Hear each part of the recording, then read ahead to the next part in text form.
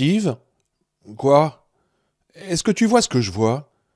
Elle pointait le doigt par la vitre en direction de l'ouest. Qu'est-ce que tu crois que c'est? Du sable, dit-elle. Du sable et du vent?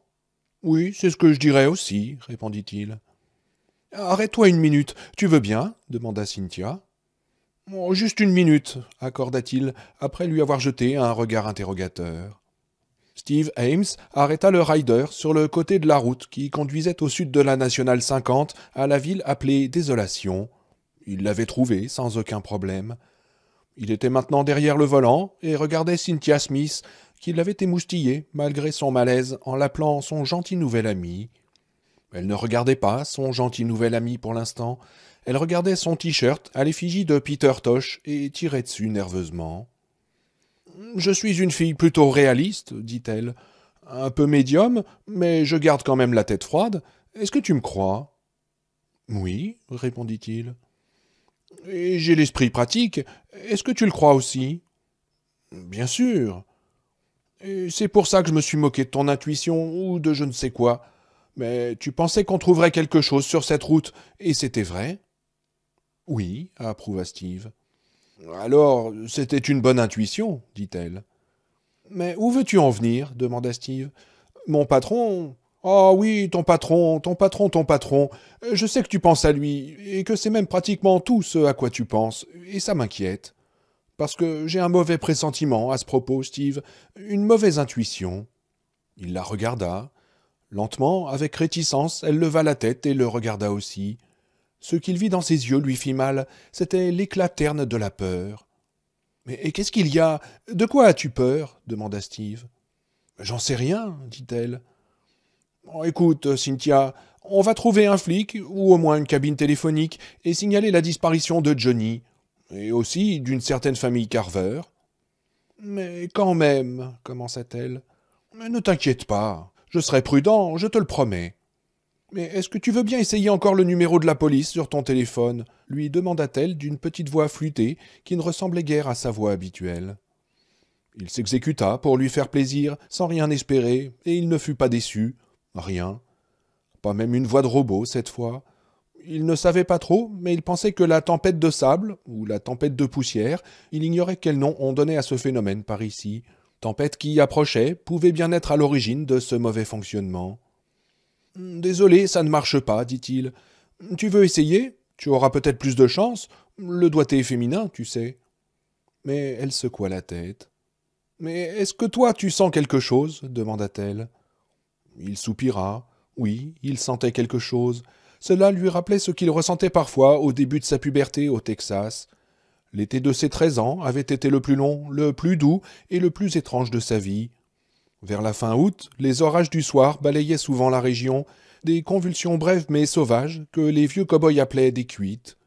Cette année-là, l'année où à la radio une chanson sur deux semblait être des Bee Gees, les minutes précédant ces orages, le ciel noir, l'air immobile, le tonnerre qui claquait, les éclairs qui s'abattaient sur la prairie comme des fourchettes sur une viande dure, l'avaient excité comme jamais plus depuis.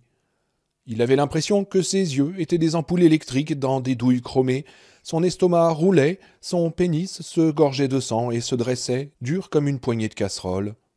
Un sentiment d'extase terrifié l'envahissait, l'impression que le monde allait lui révéler un grand secret, qu'il allait jouer une carte spéciale.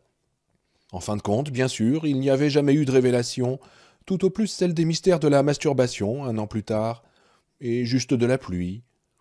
Il ressentait la même chose maintenant, sauf qu'il n'y avait pas d'érection, pas de chair de poule, pas d'extase et pas de terreur, ou pas vraiment. Depuis que Cynthia avait retrouvé le casque de moto du patron, il sentait une sorte de menace latente, l'impression que les choses avaient mal tourné et qu'elles ne tarderaient pas à empirer. Jusqu'à ce que Cynthia lui parle, il avait réussi à ignorer ce sentiment. Comme un gosse, il avait probablement juste réagi au changement de pression de l'air avant l'orage, ou à l'électricité dans l'air, ou à quelque autre phénomène naturel. On ne pouvait douter de l'approche de l'orage, ou c'était probablement la même chose, du déjà vu, comme on dit, une appréhension parfaitement compréhensible. Mais pourtant... Oui, d'accord, je sens bien quelque chose, dit-il. Mais qu'est-ce qu'on y peut? Tu veux qu'on fasse demi-tour? Non, on ne peut pas faire ça, dit Cynthia. Sois seulement prudent, d'accord? Une rafale de vent secoua le rider. Un nuage de sable ambré traversa la route, la transformant sur le coup en une sorte de mirage. « Oh, d'accord, dit-il, mais tu dois m'aider. » Il remit le camion en marche. Le soleil couchant avait atteint le sable à l'ouest, et son arc inférieur avait viré au rouge sang. « Oh oui, bien sûr, dit-elle, avec une grimace, quand une nouvelle rafale agressa le camion. « Tu peux compter sur moi. » Le flic sanglant enferma le nouveau venu dans la cellule contiguë à celle de David Carver et de Tom Billingsley. Cela fait, il tourna lentement les talons et décrivit un cercle entier, son visage sanguignolant et à demi pelé, affichant un air solennel et contemplatif. Puis il fouilla dans sa poche et en ressortit son trousseau, dont il choisit la même clé qu'avant, carré, avec la bande magnétique noire dessus, remarqua David, qui conclut que ce devait être un passe-partout. Un petit cochon pendu au plafond, il prend un touriste par son petit menton, chantonna le flic. Il s'approcha de la cellule des parents de David, qui reculèrent, enlacés à nouveau. « Laissez-les tranquilles !» cria David, inquiet. Billingsley lui prit le bras, mais David se libéra. « Vous m'entendez ? Laissez-les tranquilles !»« Oh, rêve toujours, chiard !» dit le flic. Il introduisit la clé dans la serrure de la cellule, et il eut un petit déclic quand Le Pen se rétracta. Il ouvrit la porte. « Bonne nouvelle, Ellie chérie, ta garde à vue est terminée. Allez, sors de là !» Mais Hélène secoua la tête. L'ombre s'épaississait maintenant dans la prison, et son visage ressortait, pâle comme du papier. Ralph l'entoura de son autre bras, et la repoussa plus loin encore vers le fond. « N'en avez-vous pas encore assez fait avec notre famille ?» demanda-t-il. « En un mot, non, » dit le flic. Et il tira son pistolet de la taille d'un canon, le pointa sur Ralph et l'arma. « Tu sors d'ici immédiatement, ma petite dame. Sinon, je loge une balle entre les deux yeux de cet étalon sans couilles. Tu préfères que sa cervelle soit dans son crâne ou en train de sécher sur le mur? Pour moi, c'est indifférent. »« Ô Seigneur, fais qu'il abandonne, pria David. Je t'en prie, fais qu'il abandonne. Si tu as pu ramener Brian d'où il était, tu peux bien faire ça. Tu peux le faire renoncer. Seigneur Dieu, je t'en supplie, ne le laisse pas emmener ma mère. » Hélène repoussa les mains de Ralph et tentait de s'écarter de lui. « Hélène, non !» disait Ralph. « Mais il le faut, répondit-elle. Ne le vois-tu pas ?» Ralph laissa ses mains retomber. Le flic abaissa le chien de son automatique qu'il remit dans son étui. Il tendit une main vers Hélène, comme s'il l'invitait à danser au bal, et elle s'approcha de lui. Quand elle ouvrit la bouche, sa voix était très basse. David savait qu'elle disait quelque chose qu'elle ne voulait pas qu'il entende, mais il avait de bonnes oreilles. « Si vous voulez ça, emmenez-moi quelque part où mon fils ne puisse le voir. »« Oh, ne t'en fais pas, » répondit le flic, de la même voix de conspirateur. « Je ne veux pas ça, surtout pas de toi. Allez, viens. » Il referma la porte de la cellule d'un claquement sec et la secoua pour s'assurer qu'elle était bien verrouillée avant d'entraîner la mère de David vers le fond de la pièce. « Maman !» cria David en saisissant ses barreaux pour les secouer, réussissant seulement à faire trembler la porte. « Maman, non! Laissez-la tranquille, salaud! Laissez ma mère tranquille !»« Ne t'en fais pas, David, je reviendrai. Ne t'en fais pas pour moi, » dit sa mère. Elle avait dit cela d'une voix douce et presque sans inflexion qui lui fit très peur. C'était comme si elle était déjà partie, ou comme si le flic l'avait hypnotisée juste en lui touchant le bras. « Non, mais papa, arrête-le !» Dans son cœur grandissait une certitude. Si l'énorme flic sanglant emmenait sa mère hors de cette pièce, jamais plus il ne la reverrait. « David !» Ralph fit 2 pas trébuchant en arrière et s'effondra sur le lit de camp, les mains sur le visage, et il se mit à pleurer.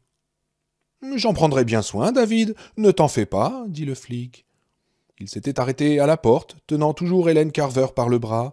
Il souriait, de sa bouche aux rares dents rouges de sang. « Je suis un type sensible, » continua-t-il. « Le genre route de Madison, mais sans appareil photo. »« Si vous lui faites mal, vous le regretterez, » dit David. Le sourire du flic disparut, laissant la place à une colère quelque peu outragée. « Je lui ferai peut-être du mal, mais j'en doute, sincèrement. Est-ce que tu es du genre à prier, David ?» David le regarda sans broncher. « Oh oui, je le sais, tu as la tête à ça.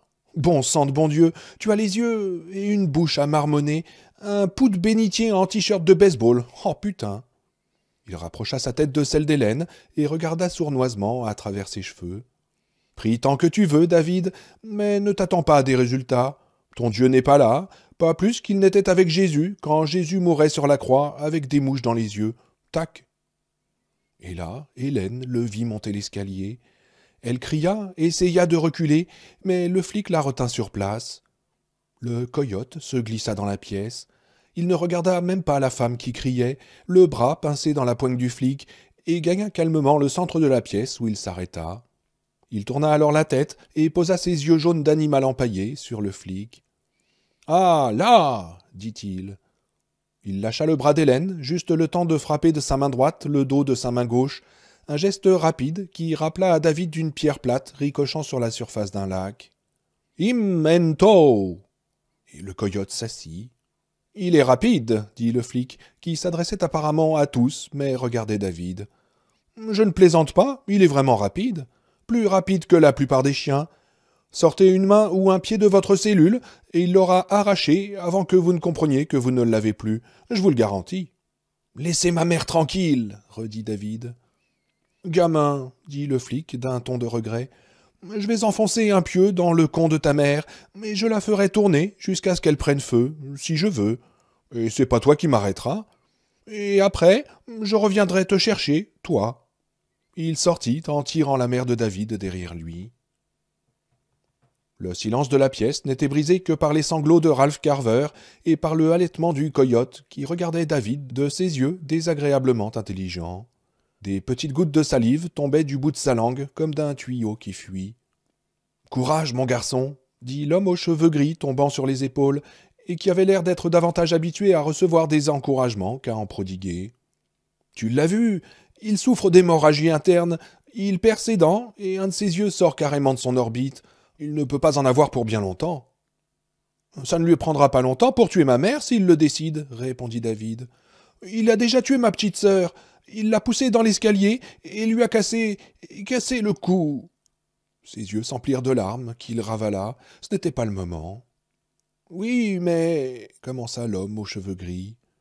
David se surprit à se souvenir d'un échange avec le flic quand il était en route vers la ville, quand il pensait encore que le flic était sain d'esprit, normal, qu'il voulait seulement les aider. Il lui avait demandé comment il connaissait leur nom, et le flic avait répondu qu'il l'avait lu sur la plaque au-dessus de la table. C'était une bonne réponse, parce qu'il y avait bien une plaque portant leur nom au-dessus de la table, mais le flic n'aurait jamais pu la voir de là où il se tenait, au pied des marches menant à leur vanne. « J'ai des yeux d'aigle, David, » avait-il dit, « des yeux qui voient la vérité de loin. » Ralph Carver s'approcha lentement de la grille de sa cellule, traînant presque les pieds. Il avait les yeux injectés de sang, les paupières gonflées, le visage ravagé. Pendant un instant, David se sentit presque aveuglé par la rage, saisi du désir de crier « Tout est de ta faute, c'est de ta faute si la puce est morte, de ta faute s'il a emmené maman pour la tuer ou la violer, toi et ton casino, toi et tes stupides idées de caravane, c'est toi qui l'aurais dû emmener, papa, oui, toi !» « Mais arrête, David, pensa-t-il avec la voix de Jane Martin. C'est exactement ce qu'il veut que tu penses. Il, le flic, était-ce bien à lui que la voix faisait référence? Et que voulait-il qu'il pense? De toute façon, qu'est-ce que ça pouvait lui faire, ce qu'il pensait? « Regardez ce coyote, dit Ralph. Comment a-t-il pu l'appeler ici comme ça? Et pourquoi reste-t-il » Le coyote se tourna vers la voix de Ralph, puis regarda Marie avant de ramener ses yeux sur David. Il haletait toujours. La salive tombait sur le plancher, où se formait une petite flaque. « Il les a dressés, » dit l'homme aux cheveux gris, « comme les oiseaux. Il a des busards apprivoisés dehors, et j'en ai tué un. Je l'ai écrasé, une espèce de saloperie toute décharnée. »« Oh non, » dit Billingsley, « je suis sûr que ces coyotes peuvent être apprivoisés, mais ce n'est pas le cas. »« Bien sûr que si, » rétorqua l'homme aux cheveux gris. Le flic, dit David, Monsieur Billingsley dit qu'il est plus grand qu'avant, 10 centimètres au moins. C'est insensé, dit l'homme aux cheveux gris, en sortant d'une poche de son blouson de motard un rouleau de bonbons à la menthe. Quel est votre nom, monsieur demanda Ralph. Marinville, Johnny Marinville. Je suis... Monsieur, vous êtes aveugle si vous ne voyez pas qu'il se passe ici quelque chose de terrifiant et qui sort tout à fait de l'ordinaire, le coupa Ralph. Je n'ai pas dit que ce n'était pas terrifiant, dit Johnny. Et je n'ai certainement pas dit que c'était ordinaire. L'homme aux cheveux gris continua à parler, mais la voix extérieure se fit entendre à nouveau, et David n'écouta pas la suite de leur conversation. « Le savon, David, le savon !» Il le regarda, un pain vert, Irish Spring, près du robinet, et pensa au flic, disant « Je reviendrai te chercher, toi. » Le savon. Et soudain il comprit, ou crut avoir compris, espéra avoir compris. Pourvu que j'ai raison, j'ai intérêt, sinon... Il portait un t-shirt des Cleveland Indians. Il le retira et le laissa tomber près de la porte de sa cellule. En levant les yeux, il vit que le coyote le regardait. Ses oreilles déchiquetées étaient dressées à nouveau, et David crut entendre un grondement monter au fond de sa gorge. « Mais David » demanda son père, « qu'est-ce que tu fais ?» Sans répondre, il s'assit au pied du lit de camp, retira ses chaussures et les jeta vers son t-shirt. Maintenant, cela ne faisait plus aucun doute, le coyote grognait bien, comme s'il devinait ce qu'il envisageait de faire, comme s'il s'apprêtait à l'en empêcher. « Ne sois pas idiot, pensa David. Bien sûr qu'il a l'intention de t'arrêter si tu essaies. Pourquoi le flic l'aurait-il laissé ici, sinon ? Il ne te reste plus qu'à avoir confiance. Tu as besoin de confiance et de foi. »« J'ai foi en Dieu, qui me protégera, » murmura David. Il se leva, défit sa ceinture, puis marqua une pause, le doigt sur le premier bouton de son jean. « Madame Jackson, je me demandais, » dit David en se sentant rougir sous le regard de Marie. « Je me demandais si ça vous ennuierait de vous retourner. Il faut que je retire mon pantalon, et je crois qu'il vaut mieux que je retire aussi mon slip. »« Mais au nom de Dieu, qu'est-ce qui te passe par la tête ?» demanda son père, dont la voix trahissait la panique. « Quoi que ce soit, je te l'interdis, catégoriquement. » David ne répondit pas et regarda Marie. Il la regarda aussi fixement que le coyote le regardait lui. Elle lui rendit son regard un moment, puis sans un mot se retourna. L'homme au blouson de motard s'assit sur son lit de camp, croqua sa pastille en le regardant. David était pudique, comme presque tous les gamins de 11 ans, et ce regard le gênait. Mais comme il s'en était déjà fait la remarque, ce n'était pas le moment de se conduire comme un idiot. Il regarda une nouvelle fois le savon, puis descendit pantalon et slip. « Oh ben joli, » dit Cynthia. « C'est vraiment chouette. »« Quoi ?» demanda Steve. Il était penché sur le volant pour mieux voir la route, maintenant de plus en plus envahie de sable et de broussailles. Conduire devenait dangereux. « Le panneau, tu as vu ?» Il regarda. Le panneau, qui disait à l'origine « L'Église et les organisations civiques de désolation vous souhaitent la bienvenue », avait été modifié à la peinture en bombe. On y lisait maintenant « Les chiens morts de désolation vous souhaitent la bienvenue ». Une corde attachée à une extrémité se balançait dans le vent, mais le vieux berger allemand n'y était plus. Les busards en avaient prélevé leur part, puis les coyotes étaient venus. Affamés, et pas gênés du tout de manger un cousin germain, ils avaient coupé la corde et emporté plus loin la carcasse du chien, ne s'interrompant en route que pour se battre entre eux. Le peu qu'il en restait, essentiellement des os et des griffes, gisait sur la colline toute proche. Le vent aurait au fait de le recouvrir de sable. « Eh ben, » dit Steve, « les gens du coin m'ont l'air d'avoir le sens de l'humour. »« Certainement, » dit Cynthia.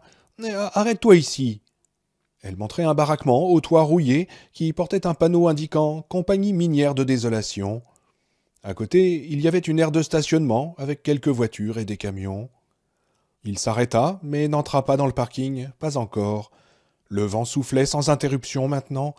À l'ouest, le soleil n'était plus qu'un disque rouge-orangé, suspendu au-dessus des monts des Atoyas, aussi plat et coloré qu'une photo de la planète Jupiter. Tout près, Steve entendit un tink, tink, tink, rapide et régulier, peut-être le bruit d'un filin heurtant une hampe de drapeau. « Et qu'est-ce que tu veux faire ?» lui demanda-t-il. « On pourrait appeler la police d'ici, » dit Cynthia. « Il y a du monde, tu vois les lumières. » Il regarda la cabane et aperçut 5 ou 6 rectangles dorés à l'arrière du bâtiment. Dans la pénombre ensablée, on aurait dit des fenêtres éclairées d'un wagon de chemin de fer. Il regarda Cynthia et haussa les épaules. « Pourquoi d'ici, alors qu'on peut aller jusqu'au poste de police ? Le centre de ce bled ne doit plus être très loin. » Elle se passa une main sur le front, comme si elle était fatiguée au point d'avoir mal à la tête. « Tu m'as dit que tu serais prudent, et je t'ai promis de t'aider à être prudent, et c'est ce que j'essaye de faire. Je préférerais voir comment les choses se présentent avant que quelqu'un en uniforme me fasse asseoir sur une chaise et me mitraille de questions. Et ne me demande pas pourquoi, je ne le sais pas vraiment. Si on appelle les flics et qu'ils ont l'air sympas, d'accord. S'ils sont sympas, on sera sympa. Mais où donc sont-ils? Passe encore pour ton patron, il a disparu, presque sans laisser de traces. Mais un van garé au bord de la route, avec tous ses pneus à plat, la porte ouverte, des choses de valeur à l'intérieur. Enfin, soyons raisonnables, que font les flics? Oui, et tout le problème est là, non? Demanda Steve. Bah oui, répondit Cynthia. Oui, bien sûr, elle le savait.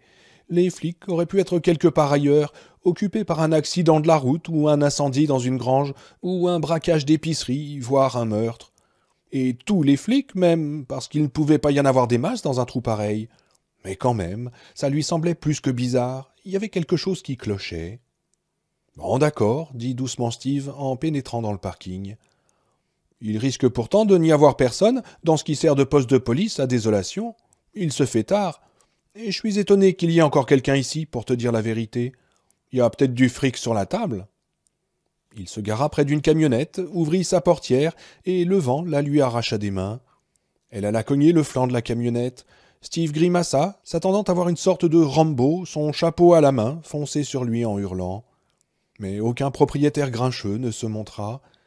Un buisson d'amarante passa à toute vitesse, pressé, apparemment, d'arriver à Salt Lake City, mais ce fut tout. La poussière tourbillonnait en quantité. Steve avait un bandana rouge dans sa poche. Il le sortit et se le noua autour du cou pour le remonter sur sa bouche. « Attends, attends !» dit-il en prenant le bras de Cynthia pour qu'elle n'ouvre pas encore sa porte. Il se pencha vers la boîte à gants. Il dut fouiller un peu, mais parvint à en extraire un autre bandana, bleu celui-là, qu'il tendit à Cynthia. « Mets ça d'abord. » Elle le prit et l'examina gravement, avant de tourner vers lui ses grands yeux de petite fille. « Pas de pouls, j'espère, dit-elle.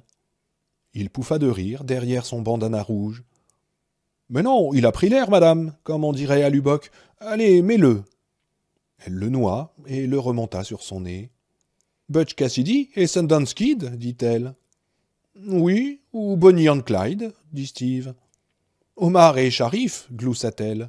« Ouais, mais fais attention en sortant, dit Steve. Le vent est vraiment fort. » Il mit le pied dehors et le vent le gifla. Il tituba jusqu'à l'avant du camion. Des graviers vinrent lui heurter le front. Cynthia s'accrochait à la poignée de sa portière, la tête baissée, le portrait de Peter Tosh claquant comme une voile sur son torse maigrichon. Il faisait encore un peu jour et le ciel restait bleu, mais le paysage baignait dans une étrange pénombre.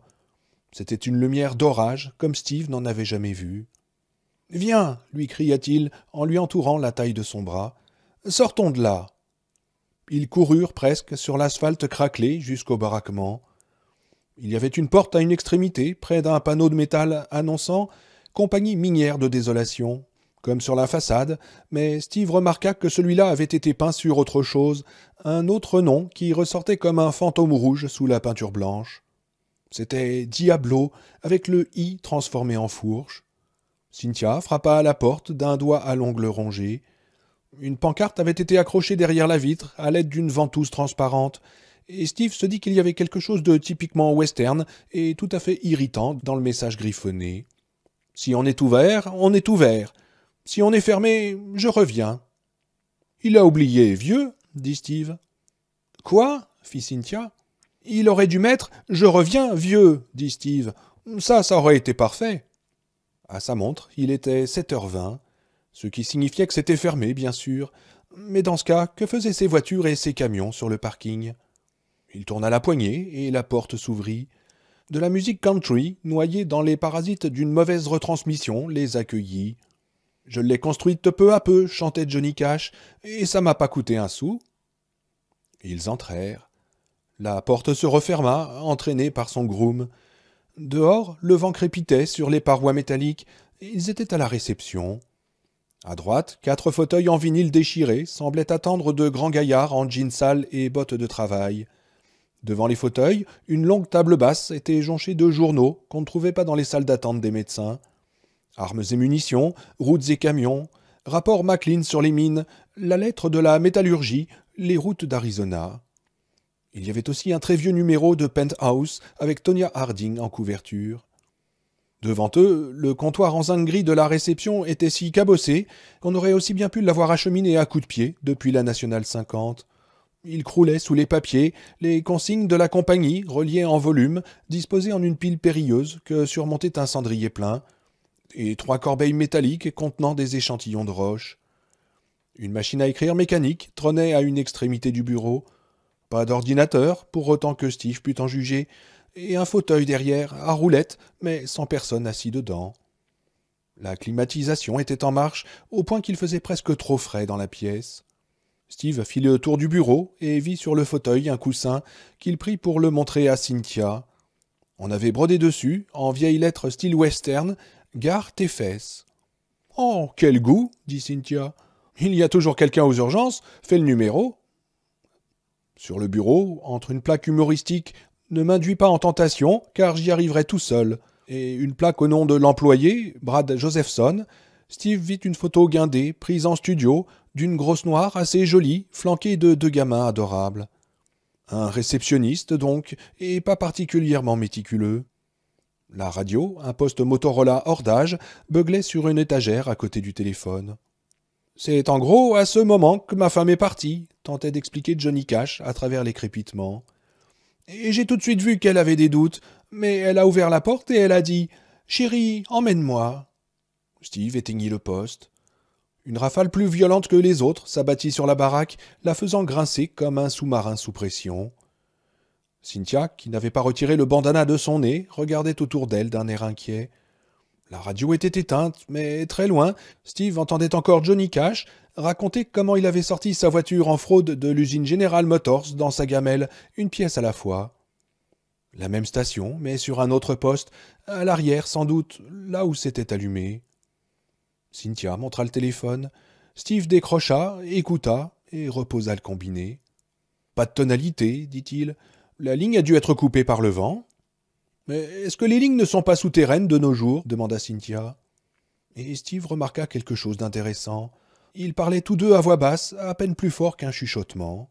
« Je crois qu'ils n'en sont pas encore là, à désolation, dit-il. » Il y avait une porte derrière le bureau. Il tendit la main vers la poignée, mais elle lui saisit le bras. « Quoi ?» fit-il.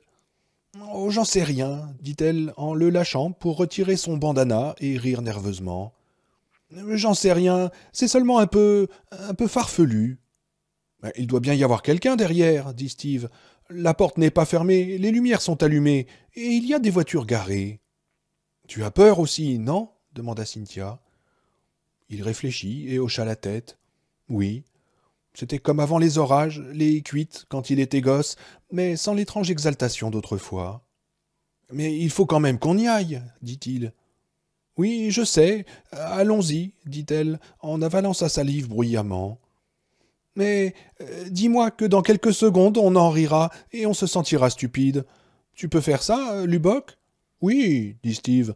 Dans quelques secondes on en rira et on se sentira stupide. »« Merci, dit Cynthia. »« Oh, pas de problème, dit Steve. » Il ouvrit la porte. Elle donnait sur un étroit couloir d'une dizaine de mètres, avec des tubes fluorescents au plafond et un vieux tapis par terre. Il y avait 2 portes d'un côté, toutes 2 ouvertes, et 3 de l'autre, dont 2 ouvertes et une fermée. Au bout du couloir, de puissantes lampes jaunes éclairaient ce que Steve identifia comme une sorte d'atelier ou de laboratoire. Les fenêtres éclairées, qu'il avait vues de l'extérieur, étaient celles de cette pièce, et c'était aussi de là que venait la musique. Johnny Cash avait cédé la place aux Tractors, qui proclamaient que leur copine aimait faire ça en soufflant comme une locomotive. Encore une fanfaronnade typique de la région, se dit Steve. Il y avait une radio, il y avait le vent chargé des grains de poussière qui s'acharnaient contre les parois de métal du baraquement, mais où étaient les voix ? Les voix d'hommes en train de parler, de blaguer et de rire, les voix des hommes correspondant à la douzaine de véhicules garés dehors. Il s'engagea lentement dans le couloir, se disant qu'il devrait crier quelque chose comme « Hé, y a quelqu'un ?» mais n'osant pas le faire. L'endroit semblait vide, et en même temps pas vide, mais comment pouvait-il être les deux à la fois ?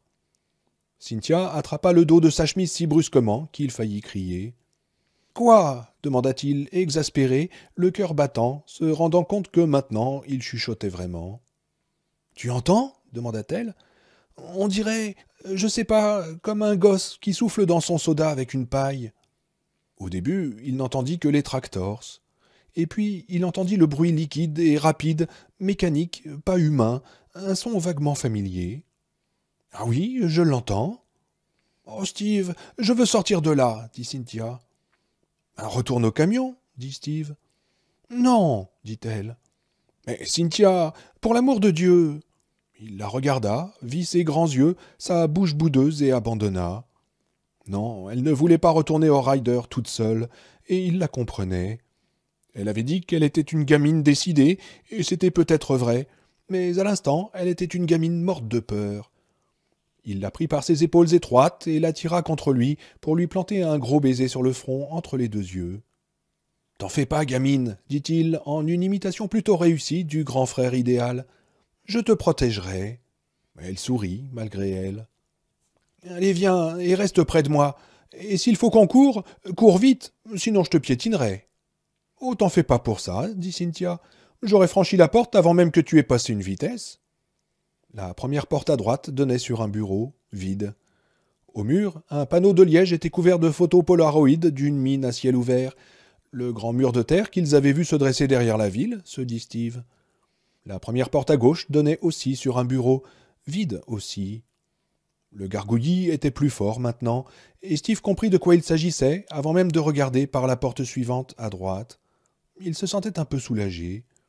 C'est un aquarium, voilà tout. Il se trouvait dans un bureau beaucoup plus joli que les deux premiers, avec un vrai tapis par terre. L'aquarium était posé sur une table à gauche du bureau, sous une photo de deux types en bottes, chapeau et costume d'homme d'affaires, comme on en porte dans l'Ouest. Il se serrait la main sous un drapeau, celui dont le filin claquait à l'arrière, sans doute. L'aquarium était très peuplé, chétodons, poissons rouges et un couple de beautés noires. Il y avait aussi un étrange objet dans le sable, au fond, un de ces trucs que les gens mettent dans leur aquarium pour les décorer. Sauf que ce n'était en l'occurrence ni une épave, ni un coffre de pirate, ni le chapeau de Neptune. C'était quelque chose d'autre, quelque chose qui avait l'air de... « Hé, Steve !» murmura Cynthia, d'une petite voix sans force. « C'est une main ?»« Quoi ?» fit-il. Il ne comprenait pas, sincèrement. Plus tard, il se dirait qu'il aurait dû savoir ce que c'était au fond de l'aquarium, car il n'y avait pas de doute possible. « Oui, une main !» gémit-elle. « Une foutue main !» Quand un des poissons rouges se glissa entre le majeur et l'annulaire, qui portait une fine alliance en or, il vit qu'elle avait raison. Il y avait des ongles dessus, il y avait une fine ligne blanche cicatricielle sur le pouce. Oui, c'était une main. Il avança, ignorant Cynthia qui le retenait par l'épaule, et se pencha pour mieux voir. L'espoir que la main fût fausse, en dépit de l'alliance et de la cicatrice si réaliste, s'évanouit. Sortant du poignet, des lambeaux de chair et de tendons ondulaient comme des algues dans le courant d'eau produit par le régulateur de l'aquarium. Et on voyait les os. Il se redressa. Cynthia était près du bureau, mieux rangé que l'autre, un ordinateur portable posé en son centre, fermé. À côté, il y avait un téléphone, et près du téléphone un répondeur dont le signal rouge des messages clignotait. Cynthia décrocha, écouta et reposa le combiné. Steve fut surpris par la pâleur de son visage. Avec aussi peu de sang dans la tête, elle devrait être évanouie par terre, se dit-il. Mais au lieu de s'évanouir, elle tendit un doigt vers le répondeur pour appuyer sur la touche « Message ». « Ne fais pas ça !» murmura-t-il impérativement, sans savoir pourquoi. Mais il était trop tard, de toute façon. Il y eut un bip, un cliquement, puis une voix étrange, ni masculine ni féminine, qui terrifia Steve, se mit à parler. « Pneuma !» dit-elle d'un ton recueilli. « Soma, sarx, pneuma, soma, sarx, pneuma, soma, sarx. » Et elle continua à énoncer lentement ces mots, de plus en plus fort, lui sembla-t-il. Mais était-ce possible? Il regardait la machine, fasciné, les mots s'enfonçant dans son cerveau. Soma, sarx, pneuma, comme des petites semences à tapis bien pointus. Il aurait pu rester là, le regard fixe, pendant Dieu sait combien de temps, si Cynthia n'avait pas tendu le bras pour presser brutalement le bouton stop.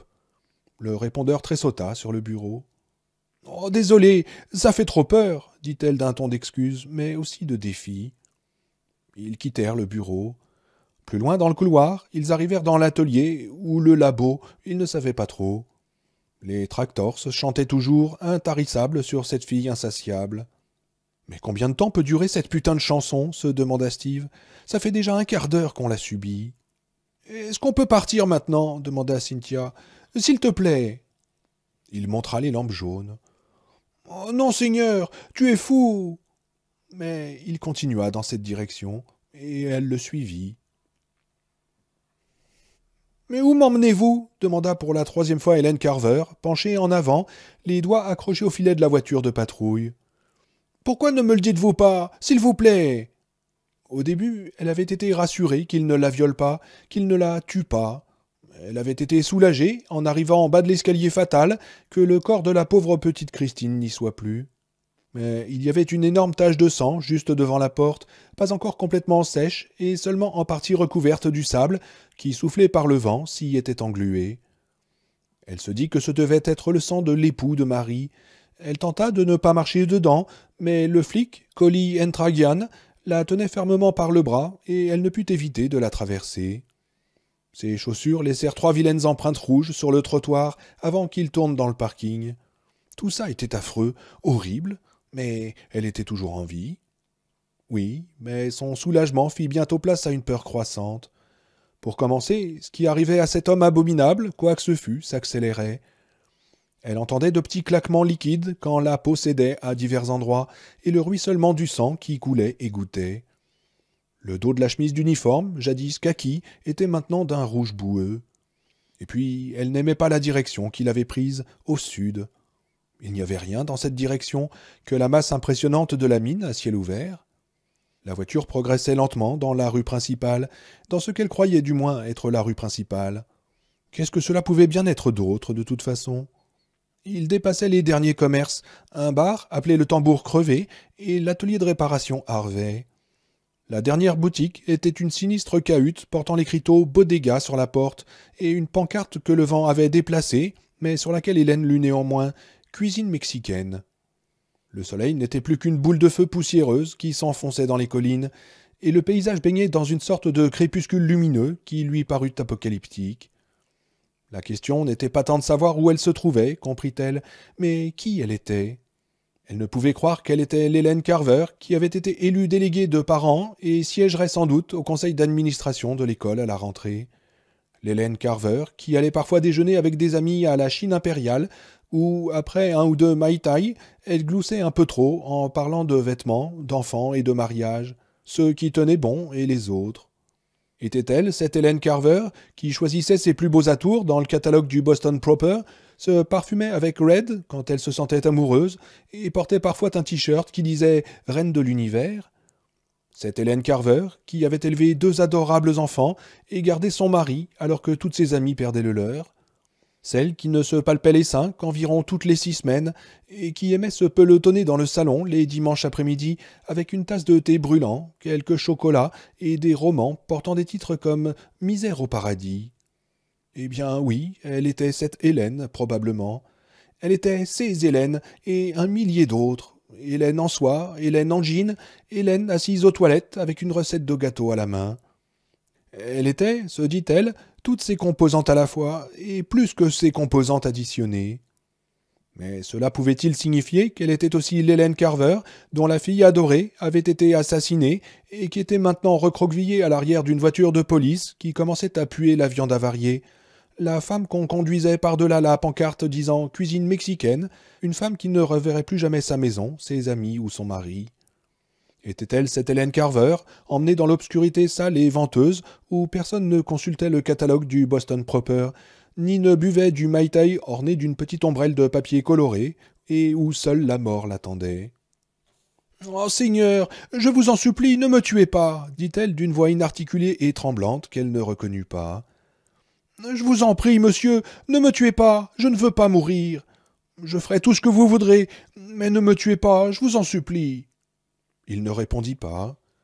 La voiture fut secouée quand ils quittèrent la route goudronnée. Le flic actionna le bouton qui allumait les phares, mais il ne servait pas à grand-chose. Elle ne vit que 2 cônes lumineux éclairant un monde de poussière en mouvement, et de temps à autre, un buisson d'amarante déboulait devant eux en direction de l'est. Du gravier crissait sous les pneus et venait frapper le dessous de la voiture. Ils longèrent un long baraquement aux parois métalliques, une usine ou une sorte d'atelier, se dit-elle, puis la route se mit à monter. « Je vous en prie, murmura-t-elle. S'il vous plaît, dites-moi juste ce que vous voulez. »« Huc, dit-il, avec une grimace. Et il introduisit ses doigts dans sa bouche, comme un homme qui aurait un cheveu sur la langue. Mais au lieu d'un cheveu, il retira sa langue. Il la regarda un moment, posée mollement sur son poing, comme un morceau de foie, puis la rentra. Ils dépassèrent 2 camionnettes, une benne à ordures et une remorque à ridelles, garées sur la chaussée, dans le premier tournant de la route, en direction du sommet. « Si vous devez me tuer, faites vite, dit-elle de sa voix tremblante. Et je vous supplie de ne pas me faire mal. Faites au moins ça. Promettez-moi de ne pas me faire mal. » Mais le personnage sanguignolant, affalé derrière le volant, ne lui promit rien. Il continua sa route à travers le sable qui volait, conduisant la voiture jusqu'à la crête. Une fois au sommet, sans hésiter, il redescendit sur l'autre flanc, laissant le vent au-dessus d'eux. Hélène se retourna, avide d'apercevoir une dernière lumière, mais elle n'en eut pas le temps. Derrière elle, la côte avait déjà dissimulé ce qui restait du soleil. La voiture descendait dans un vaste lac d'obscurité, un abîme qui rendait les phares dérisoires. En bas, la nuit était déjà tombée.